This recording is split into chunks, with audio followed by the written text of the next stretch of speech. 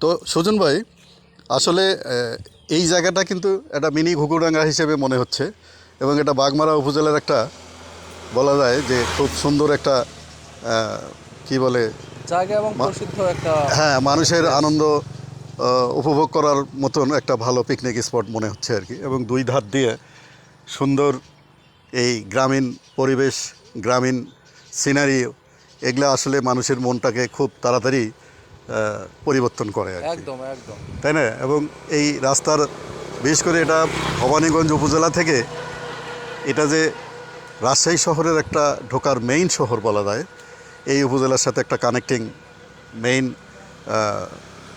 বড় রাস্তা।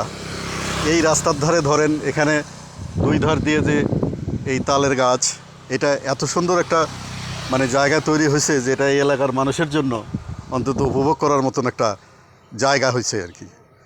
তো ভালোই লাগলো এখানে এসে। এবং সাইড সিটা খুবই সুন্দর দৃশ্য। হ্যাঁ, সেটাও মনে হচ্ছে যে দুই ধারে মনে করেন যে একেবারে গ্রামীণ জনপদের গ্রামীণ মানে কিছু সিনারিও, সেই জিনিসগুলো গ্রামে আসলে যেটা দেখা যায়, এটা খুবই ভালো লাগে আর কি, মুগ্ধ করলো কিন্তু মুগ্ধ আমাদের। করলো। হ্যাঁ, না, ঠিক আছে, ধন্যবাদ।